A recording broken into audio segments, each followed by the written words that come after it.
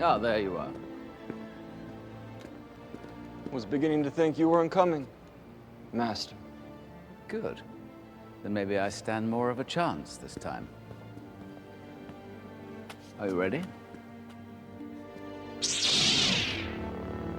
Are you? Then let's begin.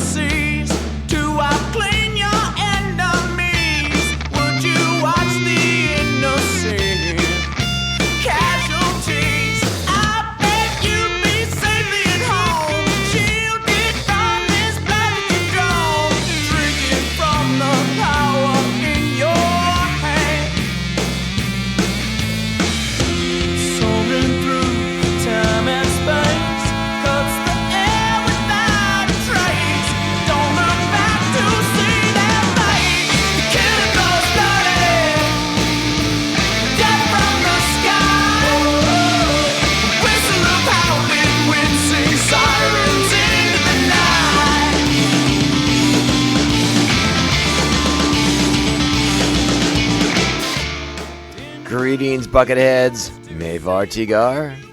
Welcome to the 159th Jedi Trials and Tribulations episode of Mandovision. Nargai Tom, and thank you so much for checking out the small, independent Star Wars podcast. Remember, the best way to reach out to us is, of course, via social media at Mando_Vision on Twitter and Instagram. You can email the show, mandovisiontom@gmail.com. Please be sure to like, subscribe, and share this show with all the Mandalorians in your covert.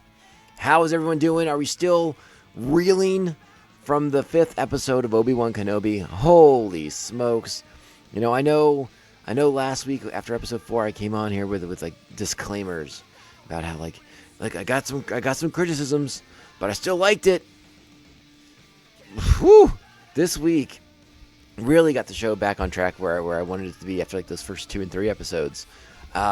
So that's the good news, right? Is that we're kind of picking up the pace. We're kind of getting things rolling. Everything's moving ahead at just a breakneck pace in this episode. Things are just happening, and we're getting a ton of great information, filling in some backstory, getting mysteries revealed and resolved, and our understanding of the characters is becoming even more profound, which is just really, really exciting. And I'm not just talking about the newer characters. I mean, I'm talking about Kenobi and Vader and everybody. I mean, we're just really getting into some really, really good stuff in this particular episode, and it is funny to me because I was not shy letting you all know that I had some concerns after episode 4, and the internet used last week's episode to just really go bananas crazy on Star Wars as a whole, as an entity, and sort of. There was attacks at the show. There were attacks at the fan base that supports the show. It was a really, really strange time to be on. I mean, it's always a strange time to be on the internet. There's always something negative happening on the internet. But the sort of like the rise of a vitriolic reaction after episode 4 really took me by surprise, and particularly like some of the pointed attacks at Star Wars fans in general took me by surprise as well. You know, the amount of text that says something along the lines of you know, Star Wars fans need to demand more from Star Wars and things like that. And you know, I understand to an extent. You know, I have my ideas of what I'd like to see Star Wars be, but I don't call those shots. And I'm happy to get the Star Wars that I get, and I take every bit of joy from what I get, you know. But I'm not in charge though. I can't tell you the stories that I want to see. I would have totally different stories for all these characters, but it's not me. I'm not in charge. Neither is random Joe Schmo on the internet.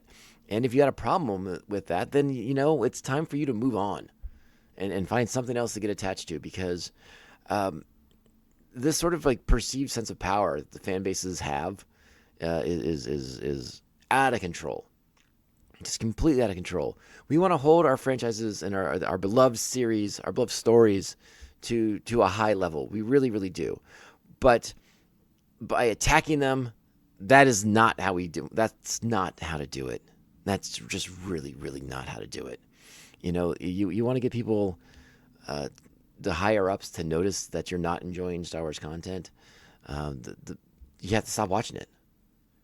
If you hate watching it, you're still watching it. And that doesn't bother them as much. It's dollars, it's numbers, it's these are the things that are important to the higher ups. If you're just gonna be upset with the content, but you're still gonna watch it out of some sort of need to consume it so that you can then poo I over it, not so good. But let's turn it back to the positive, because in my opinion, there is not much to poo-poo in this episode. There are, again, I mentioned on Twitter earlier this morning, there are the tiniest of nits that I can pick, but that's it. That's all they are. They're just nits. They're just nits, and we will mention them because, again, this podcast is about transparency. I'm not trying to trick anybody. I don't have an agenda. I don't have a message. Other than that, I like Star Wars. That's my message. That's my agenda. Deal with it. So, yeah, we're going to get into it. We're going to talk about this one because there's a lot to get into. And again, there are some nits, and we're going to talk about them. And really, what we want to talk about, though, are the highs of this episode, because there are so many good highs, and the parallels that they do in this story in this particular episode. The way we get the back and forth, the way we have like a storyline mirroring a prior engagement between Anakin and Obi-Wan, and how that moment plays out in the present time in the episode. And again, we'll get into all those details. We'll break that down much more specifically, more succinctly on the other side of the bump. But yeah, that's what we're going to get into today. Episode 5, we're all about Obi-Wan. I guess I should quickly mention that since it is kind of current in the news, a recent interview with Taika Waititi has come out talking about his plans for Star Wars, and his quote about how, for Star Wars to expand, it has to expand, and how he's looking for new stories, new characters, possibly even like a new timeline, or not a timeline, but a new era to tell his story in. And we are big supporters of that here on the Mandovision podcast. That is pretty much something we've been saying for a long time as well. So to know that we have a director like Taika coming aboard, and who's seen things in that similar line of sight is welcome news. I'm excited for it. And again, Star Wars belongs in the cinema, so let's get it back in the cinema. And why not have a guy like Taika Waititi doing it? Because I really enjoy his movies, and I think at the very least the man has a good eye. We all loved his episode in the first season of The Mandalorian. So a full movie should just be wonderful, and his take should be fresh and unique and exciting, and that's what we want to see out of Star Wars moving forward. And that's all I'm going to say about the interview, because that's all I really want to get out there. That we support this 1,000%, and we're here for it all day, every day. All right, so let's talk about let's go ahead and get into the particulars for this episode of Kenobi. All right, Part 5, released today. What is today? June 15th, 2022. The episode is directed once again by Deborah Chow. Our writers are Joby Harold and Andrew Stanton for this episode. Andrew Stanton, a man who has written WALL-E and Finding Nemo and Finding Dory and so many, many other hard-hitting, emotional movies with a lot of heart and soul to them. Yeah, Andrew Stanton came on board to help out with this episode, and I think that's felt when you watch that episode and you see sort of the duality of the storyline, right?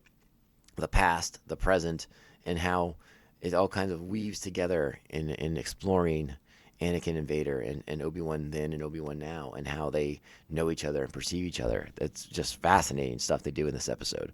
Our principal cast this week: Ewan McGregor is Obi-Wan Kenobi. Moses Ingram is Inquisitor Reva / the Third Sister. O'Shea Jackson Jr. is Roken. Vivian Lyra Blair is Leia Organa. We got Indira Varma as Tala. Camille Nanjiani returns in this episode. Surprise, surprise, Rupert Friend returns in this episode. He had that plot armor around his gut to protect him, so we knew he was coming back. And of course, James Earl Jones and Hayden Christensen reunite as Darth Vader. And that's good stuff. That is good stuff right there. Let's just get to the plot. I love these plots. When you read them off of IMDb or you read them off the Disney Plus app, they are just packed with insightful information about what you're going to see on the show you're about to watch. Our plot this week: Obi-Wan plans his next move as the Empire, closing in, tries to draw him out. That's what they've been doing since the first episode, but hey, I get it. All right, let's go ahead and do it. It's time. I've pontificated enough on the minutia. Let's get into the episode itself. Let's dive in. You know what that means. It's time. Strap on your buckets. Let's go. It is my great honor to be invited aboard, Lord Vader. I am not interested in civilities. Where is he? The tracker worked. He's arriving on Jabeam as we speak. You have done well. Kneel.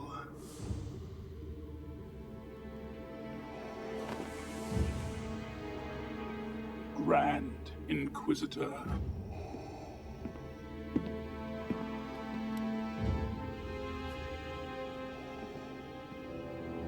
Set a course, Captain. We leave for Jabeam at once. Well, this was it. This was the episode that we had sort of heard some whispers, some rumors about, a flashback to Obi-Wan and Anakin in a simpler time, especially in their relationship, a simpler time. But we went back, I think, even further than maybe we were expecting. We went back before Episode 2, Attack of the Clones. Anakin still with his Padawan braid, still with two flesh and bone arms, and Obi-Wan with his just that glorious Attack of the Clones level mullet. And it doesn't get much better than that. If they used any digital effects, which I've been trying to find out online, if they used any sort of de-aging processes with either of the actors, and it's sort of been suggested that if they did, it's been very, very subtle. It may just be they did some makeup and maybe some cute camera tricks. But whatever they did, I'm okay for it. It works for me. I know it's been 20 years. Maybe we were expecting the full bore Marvel treatment, de-aging the actors so that they like they did with Michael Douglas and Ant-Man and all those other things. But yeah, if they, like I said, if they used that, I think it was subtle, and they just got him looking good, looking solid, looking Attack of the Clones-ish. But yeah, what we find out later in this episode, it's not just a simple duel between master and apprentice. No. This is a big deal because this is part of Anakin's Jedi trials. And when that revelation sort of comes out at the end of the episode, it really makes us, or gives us an opportunity to recontextualize specific moments in Star Wars Attack of the Clones, particularly when Anakin comes back to Tatooine with Padme, and they're having the talk in the hangar there, and discuss how Obi-Wan's holding him back, and he's stronger than him, but Obi-Wan's jealous and all these things because. We see flashes of that in this confrontation as the show goes back and forth to this duel between master and apprentice. It's really really interesting. We're going to be playing some of the dialogue from those cutbacks because they have a profound impact on this episode as this episode plays out. As Obi-Wan is starting to kind of get back into form, but he was rallying last episode. He was kind of getting things back together again. But in this episode, you see the confidence returning. It's much more present. He's much more Obi-Wan Kenobi than he ever has been at any point in the show so far. And that's good to see because when they find out the Empire's on their heels, knocking at their door, Obi-Wan steps back up into the general's role and takes command of the situation. He's going to help these people. And it knocks the apathy out of him, right? Like he's now invested in the safety of these people, of not just getting Leia back to Alderaan, not just getting back to Tatooine to look over Luke. No. He's now wrapped up in so much more than the things that he had his narrow focus on. He's really seeing things, the galaxy, in a different way before. He kind of had excuse the pun here, but he had his head in the sand in Tatooine, right? He wasn't seeing the big picture of what was going on, the struggle across the galaxy to deal with the Empire. And now he's in the mix, and he can't look away anymore. He sees the struggle. He sees that there are still good people out there resisting, fighting, and even if it's just small things like this underground pathway to get Force-sensitive beings away from the Empire, it's still a worthwhile cause and something that he needs to support. We talked about how in the last episode that Corran Horn, Valen Horn was one of the names referenced in the Orabesh, and there is a child named Corran in the credits. I don't know that child pops back up again in this episode. I don't know if we're going to get into like an actual Corran Horn kind of situation down the road here, but it's a fun wink and a nod to some of the old Legend stuff. And there's a ton of old Legends Jedi names referenced in this episode, and some of them were even head scratchers for me, where I was like, I had to like pause and look it up. I was reading the website. I was like, wait, what? And I was like, oh, and it was like super deep cut ones. We'll talk about those a little bit more as we get on here, but yeah. So again, the great flashback scene. That's how we open this episode. Then we cut to Vader on his ship. My tiniest of nitpicks is like the bridge isn't quite as grandiose as I would have liked it to be. It wasn't quite as spacious, but it was still wonderful to be back on the bridge of a Star Destroyer in a fun way. And Reva's there delivering the information, promotes her to Grand Inquisitor. She's getting what she wants. Vader's getting what he wants, and they're taking off for Jabim right away. Now we cut to our heroes, Obi-Wan, Leia, Roken, everyone coming back to Jabim. No idea that Lola's been turned into a tracking device and that they are about to be exposed. And I said it last week on the podcast, and I still maintain that heading back to Jabim directly from being from the Inquisitor's base on Nur was a bad idea. That's just like a bad strategy. All right? And I maintain that. Now, they do, and I give them credit, they give us an explanation of why they had to go back to Jabim now as opposed to getting to Alderaan, dropping off Leia, and kind of wrapping that thing up in a nice, neat bow. Now, obviously, the real reason is because like the story needs to do this. But that's okay. They give us a reason. And I want to go ahead and play the reason for you all because, again, it's a minor quibble. It's not, to me, it's not the greatest reason in the world, but it's a reason. So I respect the fact that at least they even addressed it. All right, so here we go. Check it out. Roken, that transport, I need to get her back to Alderaan. Once we get all these people out of here, I'll do whatever you want. They've been waiting for months. We used an old trade route to get them out, but the window's closing. We held it to help you get the kid. We only have a few hours. All right, so there's our reason. But I brought in a special consultant to listen to that reason and to share his thoughts on it. So let's go ahead and see what our friend has to say. I find that answer vague and unconvincing. And I couldn't agree more with that, K2. Thank you so much for supporting me on that one. Truly, truly appreciate it. But again, it's an answer. We'll deal with it. We'll move on. Things are happening. and again, we see it right here. Like this Obi-Wan that we're seeing right now talking to Roken is a much more recognizable Obi-Wan to us. And I think that's sort of like the big thing we need to take away from this particular moment of the episode. And it's a welcome change for our hero at large. All right, let's go ahead and cut back to Vader's ship, just staring down the tunnel of hyperspace, counting down the moments to get to Jabim. My lord, we're approaching Jabim. Lock down the facility. If we seal them in now, they can hold out for days. If we cannot break them... It is not them we need to break. So there you have Vader just reinforcing that this is extremely personal to him. He's not worried about siege warfare. He knows what Kenobi's going to do. He knows how Kenobi's going to react. Meanwhile, back in the base, we have Obi-Wan walking over to another wall with the etchings, with the markings of the Jedi on it. and the other Jedi who have passed through here on their way to seeking safe passages for themselves and for others. So we get a bunch of names in Aurebesh. Some of the names we see in this one are Corwin Shelvey, Jin Atlas, Roganda Ismarin, who are all Force-sensitive characters who existed in the Legends canon. And then the name Tiberius, which could be Tiberius Anderlock, another, who I believe was if memory serves, Tiberius Anderlock was in the Galaxies video game. I think he was like a pilot in the Galaxies video game, I believe. And there's also May the Force be with you written in Aurebesh as well. But let's check it out as Obi-Wan reads one of the markings on the wall. That sort of, and this leads to him discovering a storage crate with discarded Jedi robes and lightsabers. And my only question to that is are these the robes and sabers of fallen Jedi who have died to protect the path, or died saving people along the journey on the path?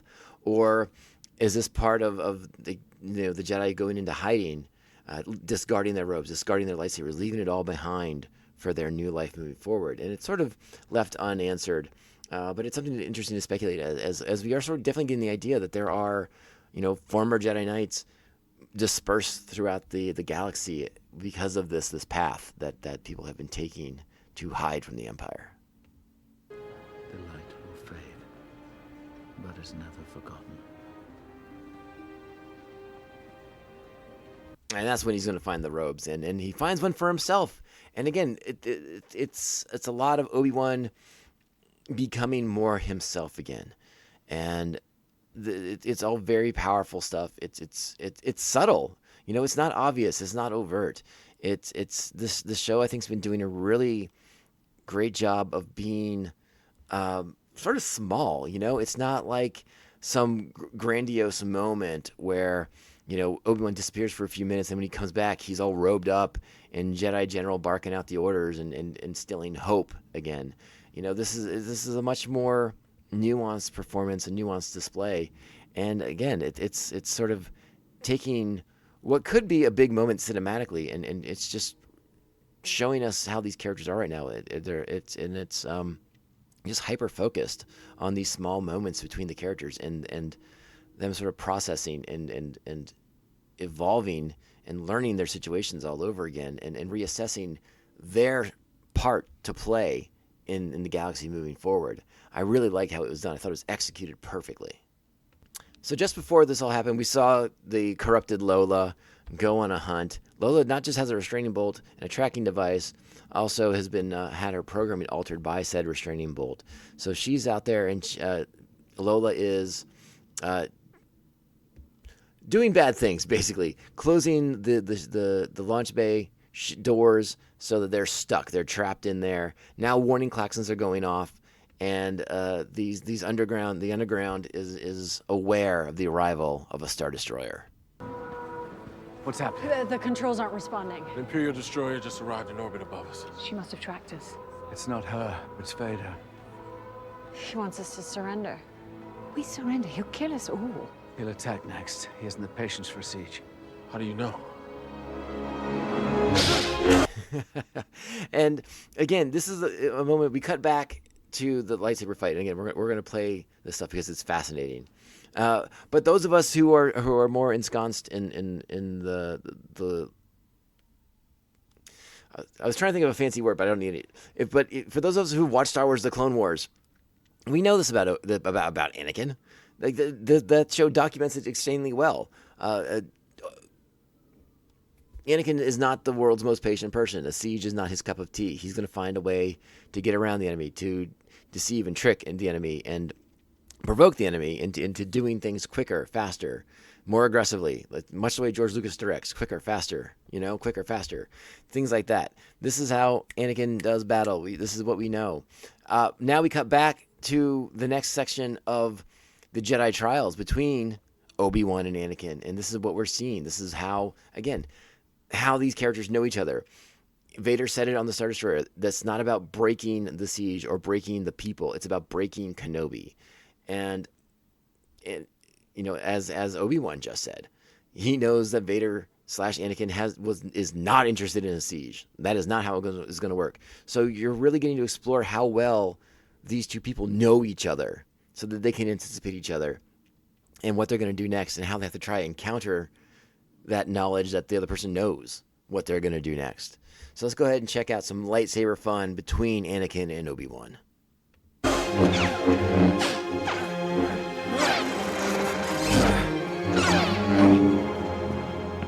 Grow too aggressive, Anakin. Be mindful. A Jedi's goal is to defend life, not take it. Mercy doesn't defeat an enemy, Master. Which is why you're gonna lose. All right, so now we're going to cut back to Vader as he's reminiscing on these things himself. But the other thing I want to mention too is because is again, for those of us who've watched the cartoons, we know the growth of Anakin Skywalker in ways that those who view the Clone Wars and Rebels as just simple cartoons don't. You know, we understand that Anakin has significant growth from the time of Attack of the Clones to Revenge of the Sith and everything in between. Like, he grows a ton. He learns a ton. This is sort of like the Cliff Notes version for audiences who only know the films, who only know the Disney Plus shows. You know, we're sort of skipping that nuance of Anakin's learning to kind of show the similarities of how he was then to how he is now still, and now that he's fully immersed in the dark side of the Force. Again, there's no time for mercy with the dark side of the Force. There's no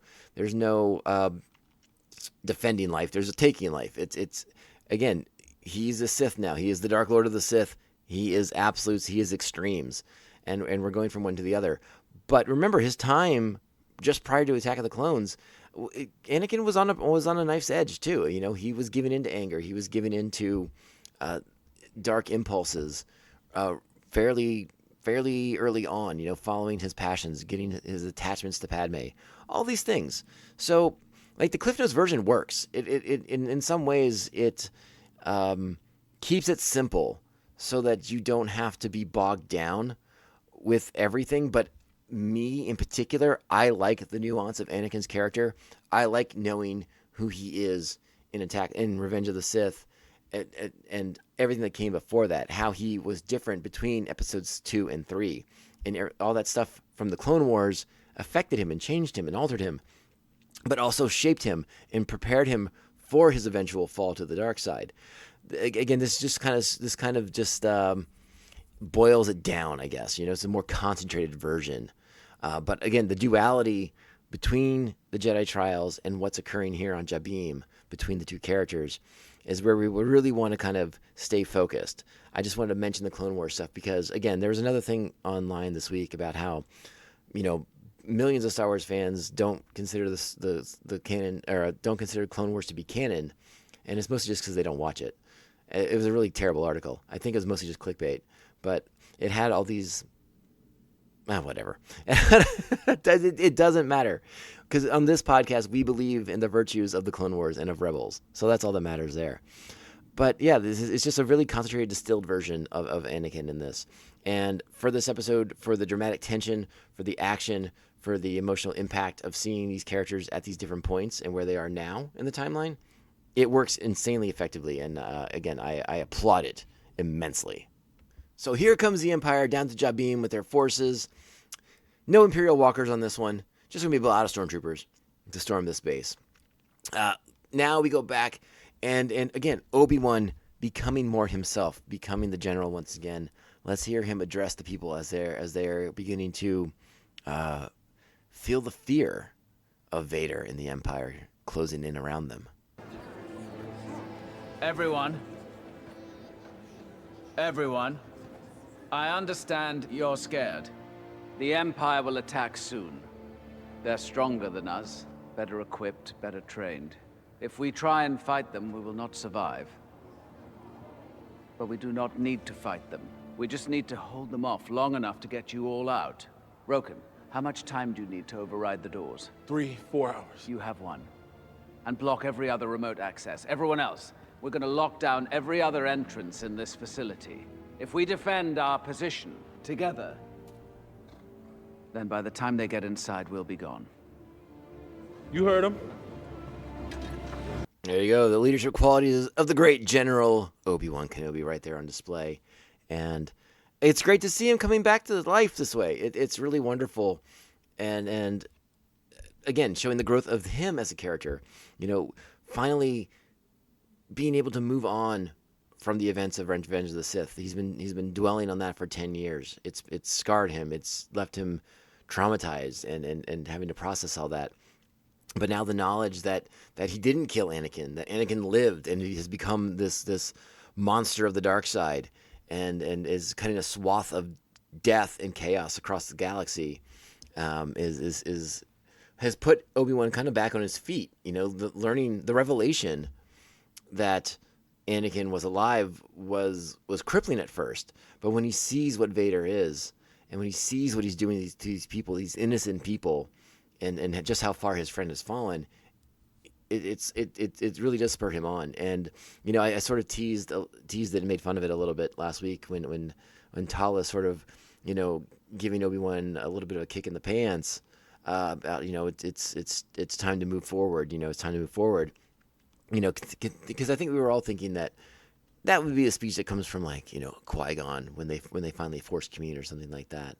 But it seemed to be enough to spur Obi-Wan on, and I think seeing the play of these people really helped drive the point home that Tala was trying to make.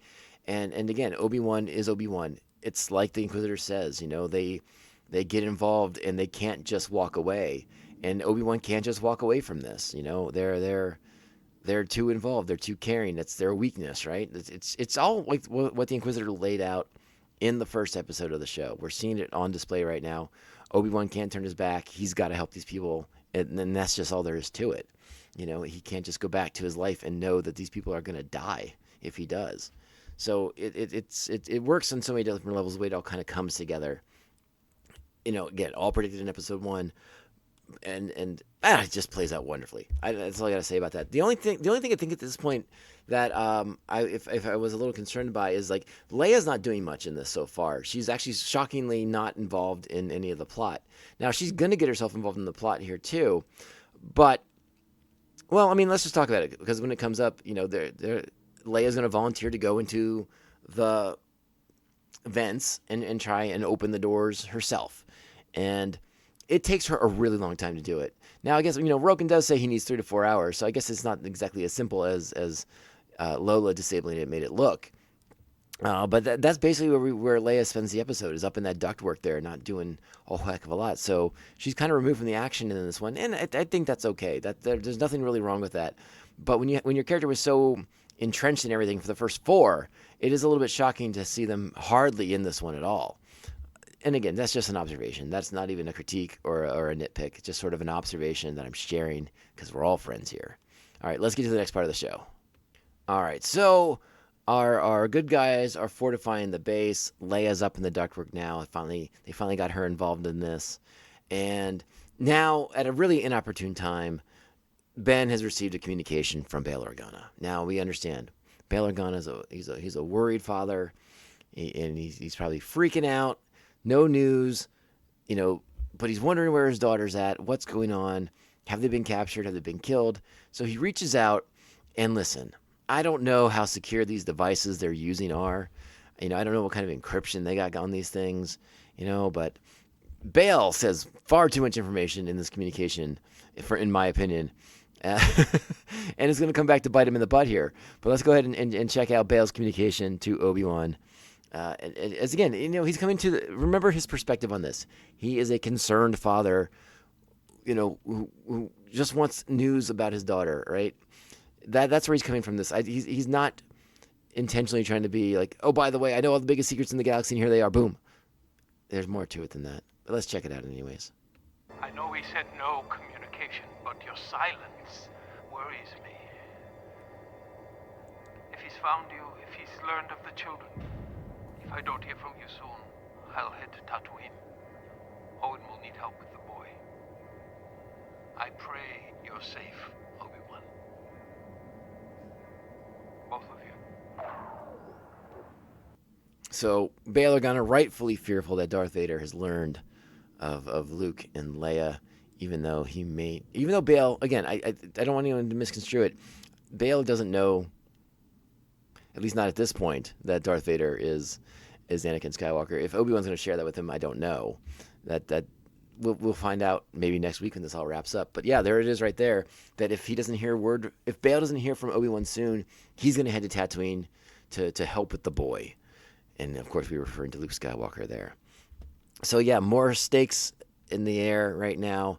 Things are getting intense, and Obi-Wan has to sort of process all this at the same time as he has to worry about what's going to happen now that the Empire's banging down the door with a heavy cannon. And I don't want to say like defeat is imminent, but like it's long odds at this point. Obi-Wan's belief is staunch, but the odds can't be good. All right, so we'll get to the next part of this as Tala enters the room where Obi-Wan's gone to listen to the holo projector, the holo communication from Bail Organa, and they have another good moment here. I really like this conversation between Tala and Ben in this sequence. So we're gonna go ahead and play it. But tell me if after you hear it, if you listen to it again, if you don't think Tala might be getting ready to make her last stand after this speech. Woo! I don't know what you were watching, but she gave this speech. I was like, oh, I don't think you're making out of this show alive. Uh-oh. I was following orders on Gorel. The Empire said it was a roundup. People not paying their way, taxes for the cause. They lied. There were 4 families, all Force sensitive, and we gathered them up. I didn't know who they were. I didn't know what the Inquisitors would do. 14 people died, and 6 of them were children. And I couldn't do anything to help them.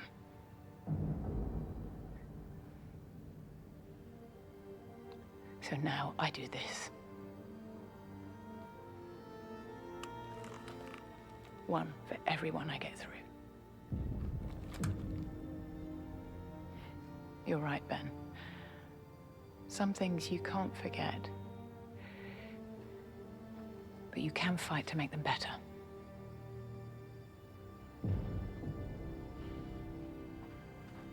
We're in trouble. All right, that was Roken coming in to ruin the moment. But yeah, so Tala shows us the etchings that she's making on the inside of her holster for every person she's able to get through the path to safety, to sort of make up for this bad deed that she did with the Empire. It's showing this person's motivations is really, really wonderful. The way they sort of have learned and discovered that the Empire is not what they thought it was when they signed up, when they enlisted. And yeah, it just sort of underscores why she's doing this, and I really did like that. And again, it sort of is another opportunity to kind of re-galvanize Kenobi and to knock him out of his apathy. And it works. I mean, Obi-Wan, again, at the start of this episode, we've already got a better Kenobi, a more true to Kenobi form, Ben Kenobi, than this. But this is another reason for him to help these people. And she's sort of sharing that moment with him and be like, listen, it's all bad, but there is some good. You gotta it's worth fighting for. You gotta do it. But yeah, things are gonna escalate really quickly from here out. All right, so now we get to the big moment. This is one of the highlights of the episode. This is when a lot of the internet theories about Reva started coming into place. We talked about her being a survivor of Order 66 in the temple, seeing Anakin, all that good stuff. We get that and a little bit more in this sequence here too, and I like the way it's done, where it's not just her telling, but it's Obi-Wan kind of putting the pieces together, intuiting, using, his mind, his connection to the Force to sort of figure this all out, figure out what Reva's up to, what Reva's doing, and realizing that Reva's not all that she sort of has been portraying. There's another plan, there's another side of Reva, there's more going on to Reva than what many had believed, what a lot of the people in the audience believed, what the Empire believed, right? So I don't know how much of this sequence we'll play. We'll probably break it up quite a bit, but go ahead and check out the beginnings of it as Reva and Kenobi have a little bit of a chit-chat between the heavy Durasteel barricade in a bit of a parlay moment of the episode.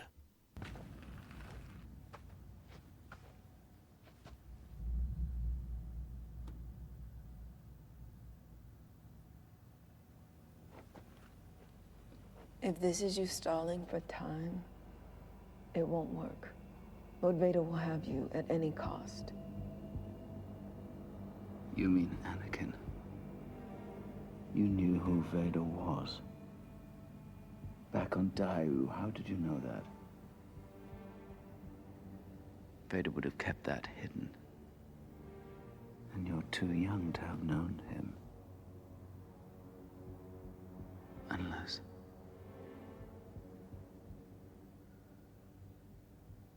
Unless you were there. It doesn't matter where I was. The night of Order 66, you were a youngling. That's how you knew you saw him. Stop. Anakin killed the others. That's enough. He killed the other younglings, Enough. but somehow you... Enough! All right, pause it right there because it's a great moment. Again, she just gives him a little bit, but Obi-Wan puts the pieces together. It's all falling into place for him, and it all makes sense. We talked about some of this on the show. The internet talked about the rest of it. So the people who got to do that victory dance last night got to do that victory dance, and they earned it. So, not that it was like the world's worst kept secret or anything like that, or the world's best kept secret, but good on you for paying attention and connecting those dots. I know we talked about it. How could Reva know that it was Anakin unless she was there? That was sort of my particular inroad to this was like, well, no one knows Anakin Skywalker's Darth Vader. That's got to be a secret. So here we go. And let's hear her talk about Order 66 now, as that night at the temple when Anakin came in there, just started chopping down Jedi and younglings and Padawans alike. No discernible difference between any of them, other than they were just bodies. We thought he was there to help us.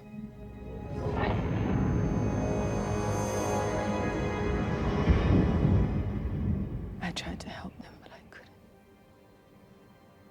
I was too weak. When he left, I played dead. Hid with the bodies. Felt them go cold.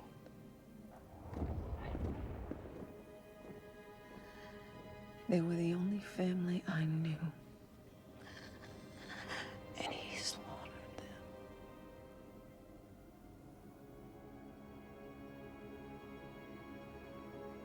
You're not serving him, are you? You're hunting him.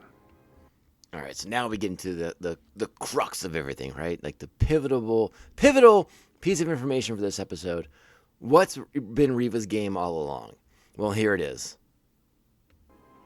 Let me help you. Why would I ever trust you? Because we want the same thing. Do we, Obi-Wan?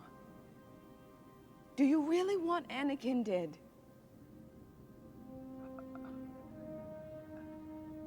Where were you while he was killing my friends? He was your Padawan.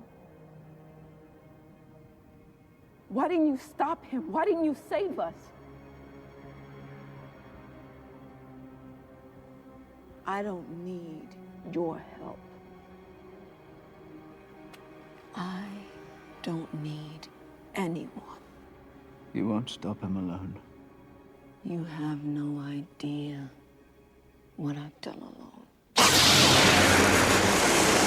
All right, there we go. So, lightsaber through the door. This is about to get real scary, real quick for the underground here, as we're about to get into some really close quarters combat against the Imperial forces. Purge troopers, stormtroopers, Reva.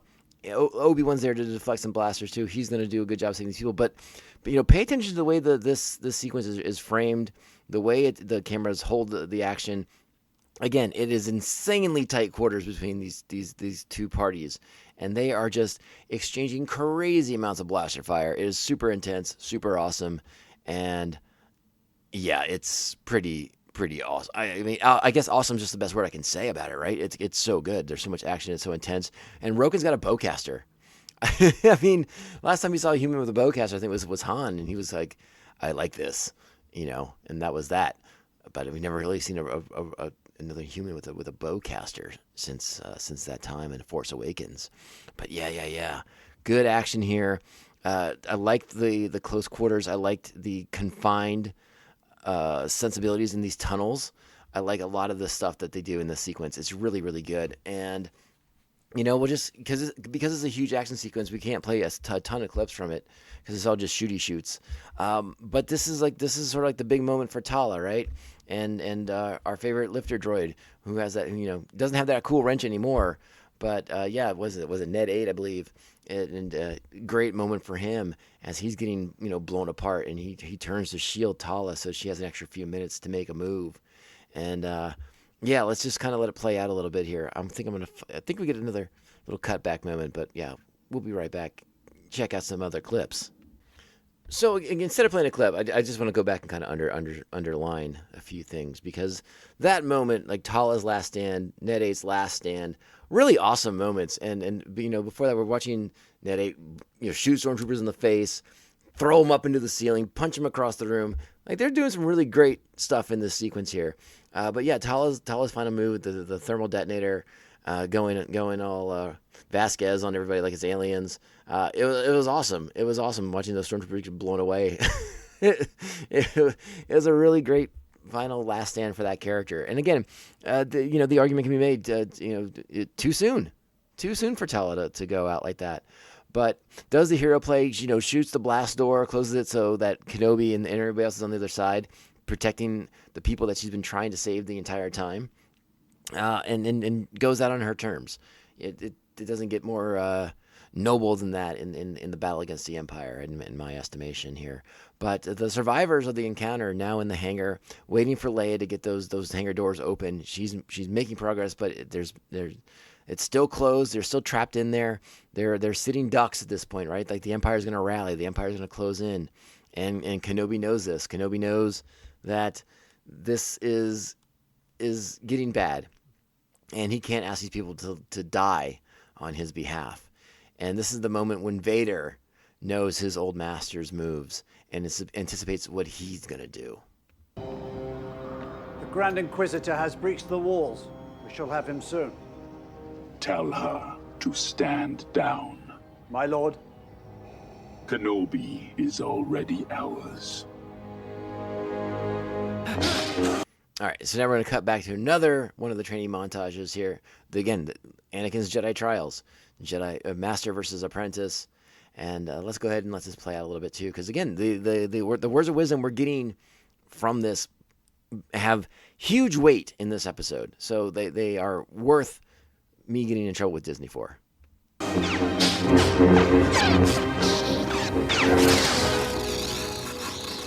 no way out, Master.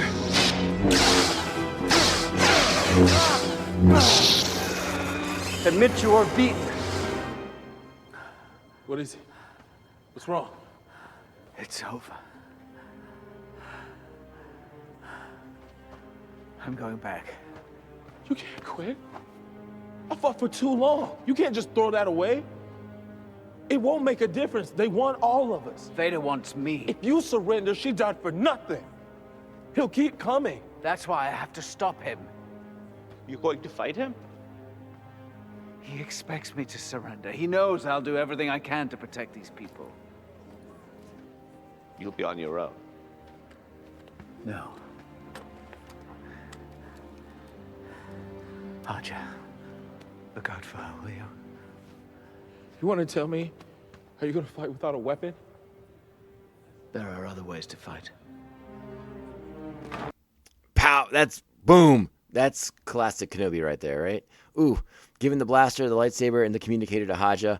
While in the long run may be a mistake, as Haja will eventually drop the communicator on the ground for someone to find later on, with all that pertinent information that maybe Kenobi should just delete messages after he gets them. He's that guy who's got voicemails on his phone from like 10 years ago from his doctor calling to confirm his appointment. Like, dude, just delete it. Get rid of it. You don't need it on there. It's no bueno. Just be done with it. Erase your messages, people. You don't want a full message box. That's dumb. What year is this? My God. But yeah, again, the way that the story's juxtaposing against Anakin's Jedi trials, these various moments as the characters are sort of reliving them each on their own. And again, I like that it's a lot of it is just the perspective on it so interesting and so unique. And the way that, again, sort of the way they wrap that moment, that Jedi trial combat between Master and Apprentice around this battle on Jabim is so well executed, so well done. And I think it has like that sort of gravitas that I've been looking for out of this series. And to me, it really lands in this one. I really, really like what they do. And it just sings pitch perfect. Let's find the next clip to share. So Leia's still up in the duct. She's trying to get the doors open. Bad Lola's about to attack, but Leia is going to be able to get her hands on Lola, take off the restraining bolt, and kind of restore her back to her factory settings, basically. Meanwhile, Kenobi is surrendering to Reva and the Stormtroopers. The Stormtroopers bring Kenobi out so that he's face to face with Reva, and then they all back up just enough so that Obi-Wan and Reva can have a bit of a private conversation as Obi-Wan attempts to sway Reva to see things from his side of things and to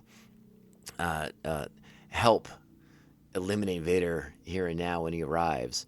One of the things I want to go back to for their conversation between the walls, between the barricade, was when Reva's asking Obi-Wan, "Where were you when Anakin was killing the Padawans, was killing the other Jedi and the younglings at the temple?" And I really, really liked that Obi-Wan didn't say anything. He couldn't say anything. There was nothing to say. Like, we as fans know the answer. We know that Order 66 was going on across the galaxy at the same time. Obi-Wan was on Utapau. He was avoiding being killed by Commander Cody. He had his own things going on. He had no idea what was going on in the temple. But Obi-Wan recognizes that. Like, you can't throw that out there as an excuse to a Padawan who was a young child at the time of that massacre at the temple. It would be hollow and thin, and would more likely just anger Reva even further if he were to try and distance himself from the situation. Obi-Wan feels the weight of everything that Anakin's done, his fall to the dark side, everyone he's killed. Obi-Wan feels all of that weight on his shoulder, that burden on him. You want to know why he looks like Alec Guinness and not Ewan McGregor? Because that weight ages you. It puts some wrinkles on your face and some gray in your hair. And the burden of knowledge for Obi-Wan, and the way he's willing to take on Reva's burden at this point too. Like, again, not going to offer a flimsy defense for why he wasn't there, why Anakin was able to do these things. Obi-Wan feels that responsibility, and he wears it on his Jedi cloak on his shoulders, and it's one of the weights that hold him down in the desert in his life moving forward. Like, he'll never forget any of these people. He'll never forget any of the things that his former friend, former Padawan, former apprentice did. And I think that's, again, Ewan McGregor doing it all with his face. The acting that he's doing. Again, everything in the show is small and subtle and beneath the surface. It's not overt. It's not in your face. It's not, the things that we're more used to in a Star Wars cinematic sense of point of view, I suppose. It just works. And I just wanted to, again, another little underline in one of the great moments of the episode. So let's go ahead and check it out. Again, the Stormtroopers step back just enough so that Reva and Obi-Wan can continue their little chit-chat from earlier. He's on his way. You're gonna die soon. You're not bringing him to me. I'm bringing him to you. This isn't over yet.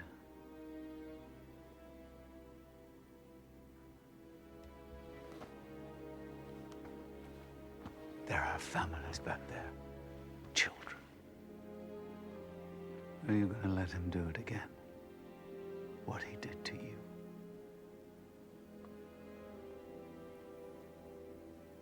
We could end this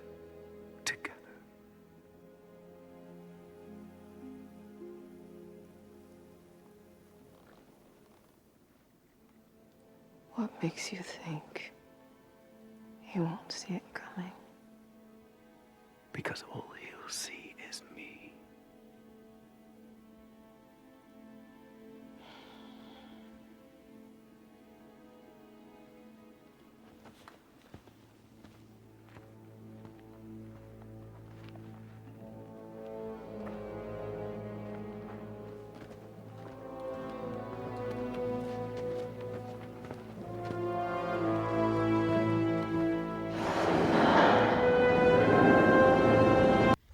So this is sort of my big questioning moment for the episode.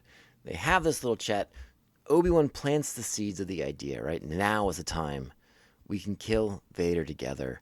We can prevent what happened to you from happening to these other families. And then it seems as if Reva's pondering it. But then she sends Kenobi back into the base, into the hangar, with 2 stormtroopers in tow that Obi-Wan will easily be able to overcome. So I'm not sure at this point, is Reva in league with Obi-Wan at this point? Or is she going to bide her time? I'm a little unclear exactly on her train of thought here. Because, again, is she giving Obi-Wan a chance to get away, knowing that he's going to overcome these 2 stormtroopers?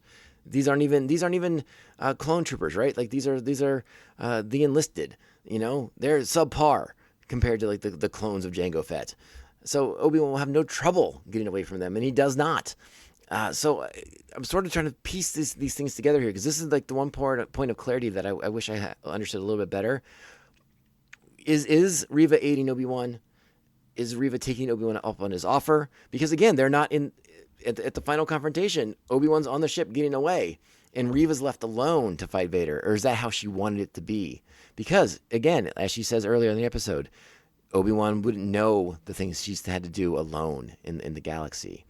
And I want to sort of talk a little bit that now that we know Reva's trauma, we know her origin story, I don't think it changes the fact that she's still a bad person.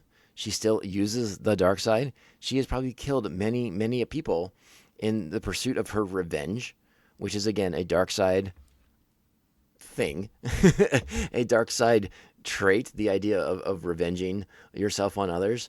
And there seemed to be some sort of, I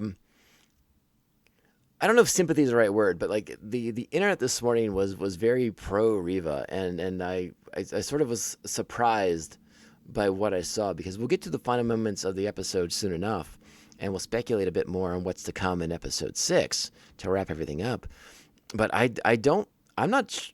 maybe I'm perceiving Reva incorrectly here, but as far as I'm concerned, she's still a bad mamma jamma, and Obi-Wan or Vader will have to further deal with her in episode 6. But yeah, this is like the one chunk of the episode where I'm sort of like, what exactly is happening here? Does Reva know that Kenobi's going to get away? Is she allowing him to get away so that she can try and get the drop on Vader on her own? That there's reason to believe that, because again, she wants to do things on her own, but it seems like she just threw away a very valuable ally in the process. So I don't know. That's what I'm thinking about. I'm going to watch the episode a few more times, and I'll probably get to sink my teeth into it a bit more as I rewatch the episode. And, we'll talk more about it later for sure. Don't worry. I won't let this go. I won't forget. So let's just get to the next part here. Hang on. And that next part would be back to the Jedi Trials and Obi-Wan versus Anakin Skywalker.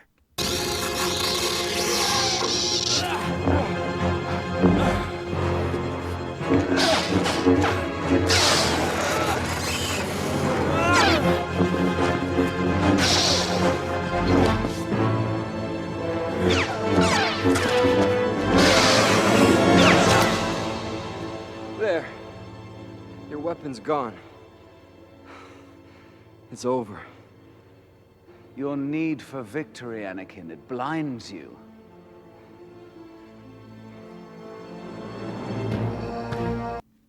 That's a pivotal moment right there. All right, now Vader's on the planet. Boots on the ground, baby. Let's get the report.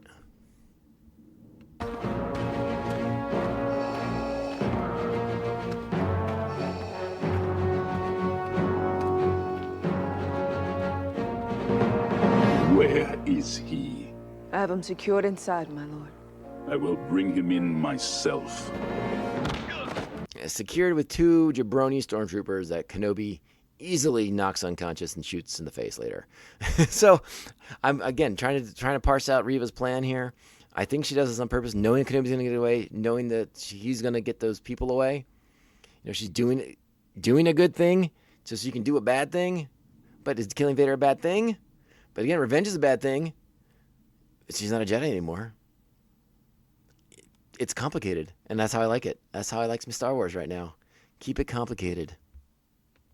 All right, so Ben's going back to the underground. Leia's able to open the hangar doors. She gets Lola back. Haja drops the communicator on the ground as everyone's making their way to the shuttle, and we're doing a classic Kenobi fake out, right? We're gonna have one shuttle taking off as Vader enters the base. It's very much like Empire Strikes Back. Is very much like being on Hoth, except this time, instead of using the Force to catch the Millennium Falcon, this time Vader will use the Force to catch the transport, bring it screeching back down to the ground, and he just rips into this ship in search for his former master Obi-Wan Kenobi, only to find the ship empty.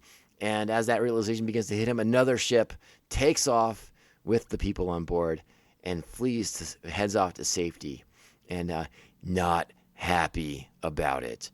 Now we cut back to the training montage, my God, to the Jedi trials between Obi-Wan Kenobi and Anakin Skywalker. Check it out.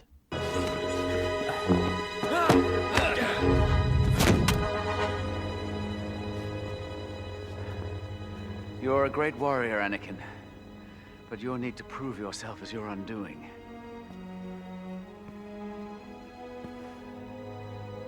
Until you overcome it, a Padawan you will still be.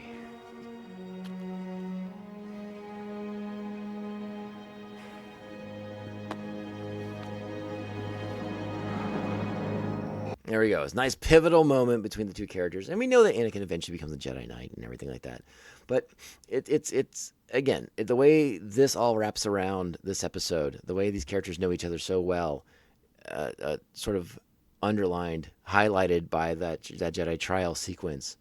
And again, you know, Vader kind of wrapped up in his reverie here a little bit, thinking about these things, thinking about the times with his former master. This has got to be an emotional moment for him as well. Again, a character who's now, you know, wrapped in darkness and anger and hate and all these negative emotions. But he has to wrestle his own past, right? Like he has to look back on these things, these moments in his life, as he's getting ready to enact revenge against Kenobi.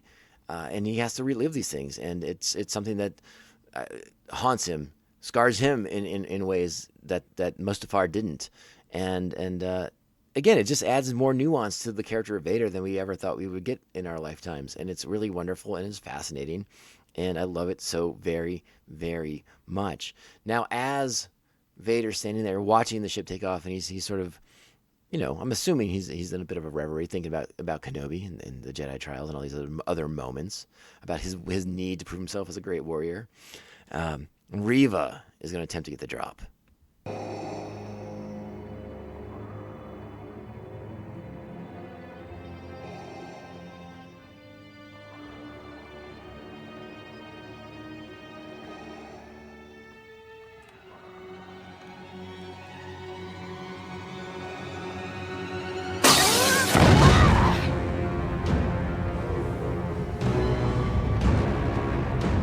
He was wise to use you against me.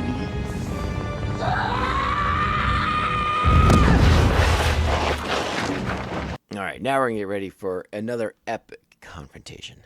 And what's great about this one is you got to recognize that whole Jedi trial sequence between Anakin and Obi-Wan is basically going to be brought back in this sequence here.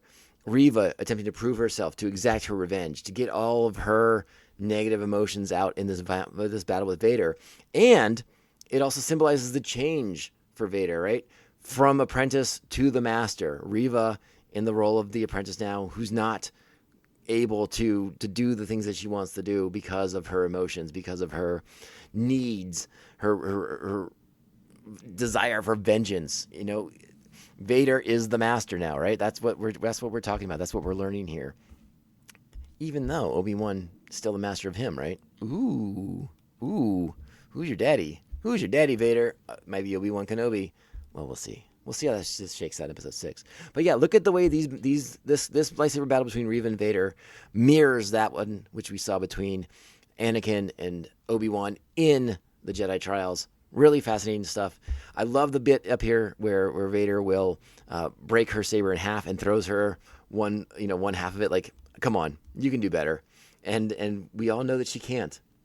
If I did have one critique on Reva's technique here, and maybe I'm just more of a SOB than Reva is, right? But she does like the classic, like, I'm gonna fire up my lightsaber and I'm gonna rear back and I'm gonna like chop ya, like slash. Bet the powerful downstroke. I'm gonna kind of cleave you in two, right? That's kind of Reva's move here.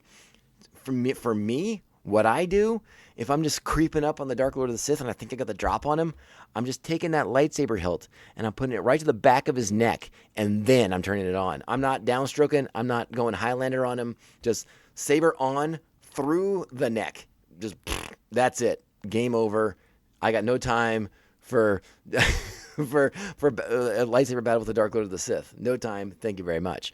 But as Vader will tell us, none of this is unexpected to him. So yeah, let's check that part out. All right, we're going to pick it up here at the end. Vader is masterfully done a great job against Reva. And now he has his two lightsabers pivoted, ready to go. And I swear I thought he was going to do the Dooku move with the two lightsabers, and just a little slice, and Reva's head goes rolling down the side of the road. But no. The Dark Lord of the Sith, he's got some other things up his sleeve. Check it out.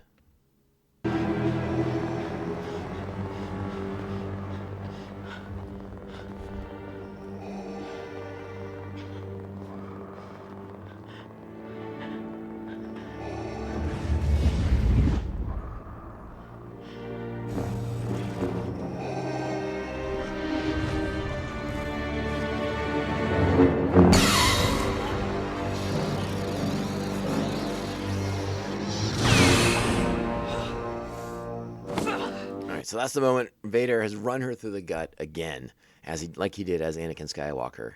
And now Vader's going to drop some knowledge on us.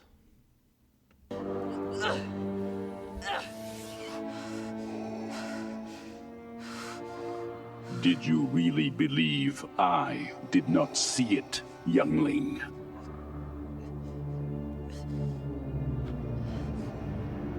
You are of no further use.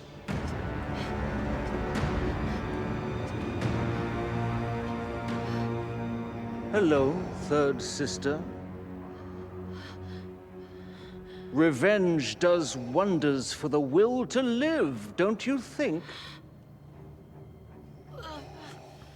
Your rage was useful. Now it is tiresome. We will leave you where we found you. In the gutter where you belong.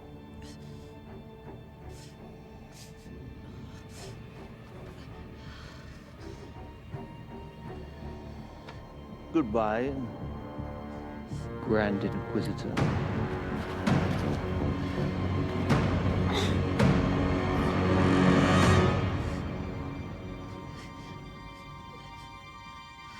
All right, so a powerful, awesome moment. I don't like the way it ends. I'm not totally satisfied with the way it ends because, again, I feel like if you're Vader, you're the Grand Inquisitor, you just kill her and be done with it. You run her through, but we saw that it was not very effective against the Grand Inquisitor. We know that it was not very effective against Reva when she was a child. The lightsaber, you run someone through, it cauterizes. They're not going to bleed out. So she just has a hole in her body, which, again, we know it didn't work out well for Qui-Gon. But let's present it with Qui-Gon. They got some more vital organs. And this time around, they missed every single one. So I think we can't count out Reva in the final episode of the show. She shows the propensity for rallying. vengeance is powerful. The Grand Inquisitor just talked about that, how that helps the will to live, all these things, all the pertinent information we need about Riva. Tells us that she is not dead from this encounter, that she will somehow rally herself and get herself in the mix for the final episode. So again, this is why people's online reactions to Riva this morning I found puzzling, because of what's about to happen next. And we'll play that final clip and really kind of set the tone and talk about what could happen on the next episode of the show. But yeah, this episode's awesome. It's just so good. So we're going to end the episode with cut back and forth between Kenobi and Roken talking on the ship, to Riva crawling around at the hangar there, trying to get her lightsaber. And then when something catches her eye and sends a disturbance through the Force that even Kenobi cannot ignore. Kenobi, are you listening to me? Something's wrong.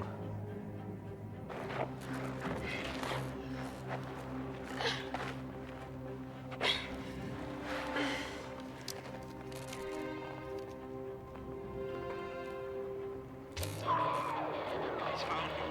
If he's learned of the children, I'll head to Tatooine. Owen, help the boy. What is it?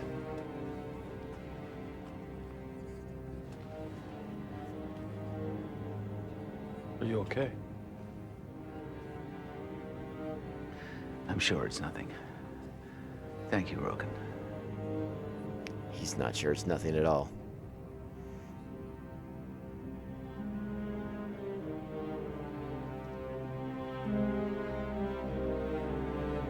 And meanwhile, we cut back to Tatooine as the music crescendos, lovely in a really really dramatic fashion.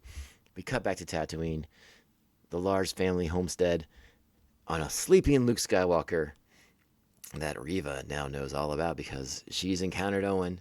She knows how to get to Tatooine, and if she's going to make this, the question is, does she make the logical deduction that the children being referred to are the children of Anakin Skywalker? I guess that's sort of the question, and that's sort of where I'm coming at this from, is that she realizes that these are Vader's kids. At the very least, Luke is the one on Tatooine being raised by Owen. And again, Luke's going around with the last name Skywalker. It may not be that hard to discern if she gets there and asks a question or two of the boy. So yeah, my sort of speculation here is that Riva is about to do something real bad, and that Kenobi's gonna have to stop her now before, because her quest for vengeance, if she can't kill Anakin, maybe she'll kill Anakin's kid. And whether she thinks it's just Luke or she thinks Leia's involved, I'm assuming since it was Bail Organa on the communications, she probably believes it's both, and she's going to bait a trap to bring them both to Tatooine to try and kill the children of Anakin Skywalker. That's where my head's at. I still don't think Riva's a good guy, good person, one of the heroes. Maybe we're all heroes of our own story, but I'm not falling for that one with Riva. I think she's about to try and kill some kids in her quest for vengeance. Or perhaps at the very, very least.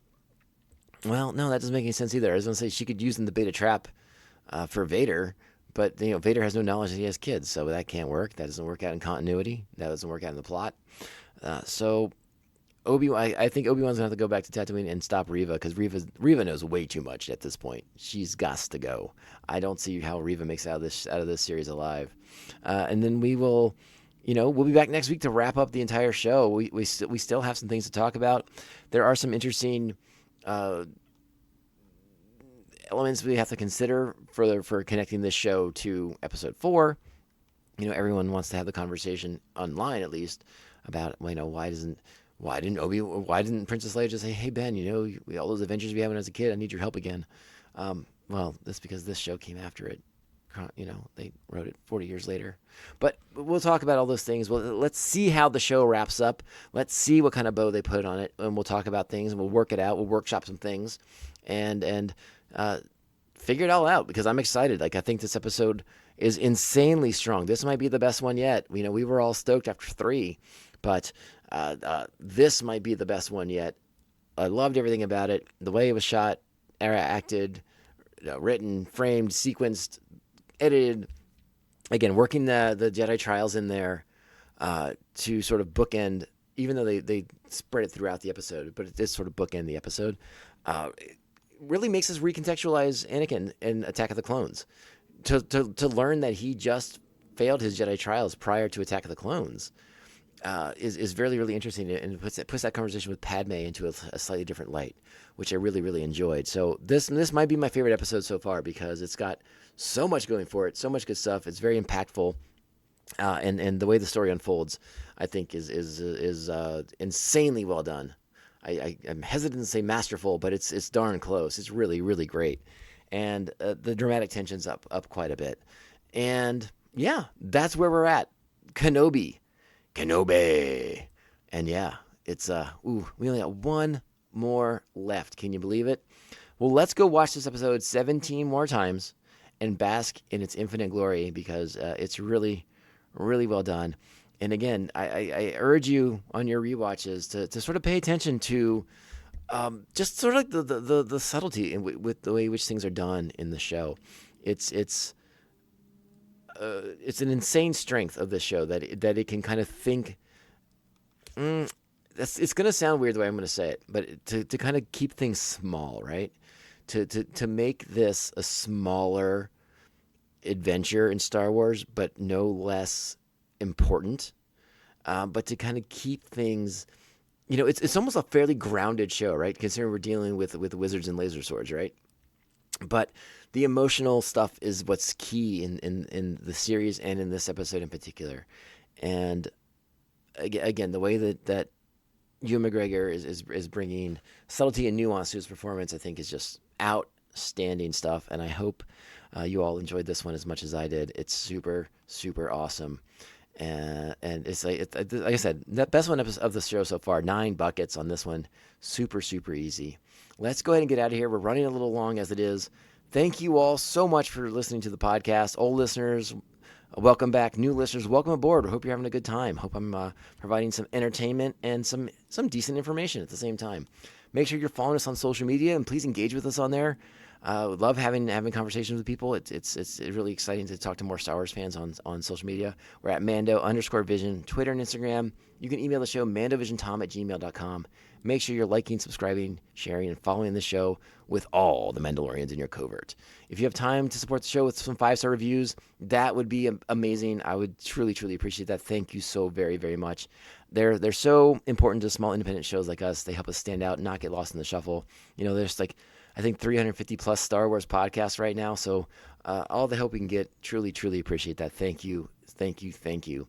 If you're interested in becoming one of our official Mandovision Maniacs, you can do so at patreon.com/Mandovision. You can join the Maniacs and gain access to sweet, sweet, sweet bonus content. Thank you to our current Patreons, the Aspinall Chody, the Batman Abejo, Jeff Nail. Jeff is co-hosting The Ring and Ear, a great music podcast. Check them out. Thanks to Evil Circle, the evilest of all circles, the Squidmaster General Brian Broussard, the New Jersey Devil Mark Wegemer, our very own Joker and Harley Quinn Brian and Krista of Pariah Brewing Company, right here in San Diego and Baltimore, Maryland. The Beer Hop Brigadier General Jesus Beer Hops, the Silent Assassin, he who should not be named, and Syndicate Ram, co-host of Come On Is So Good. And we have a new Patreon episode coming up. Will hopefully be out this weekend.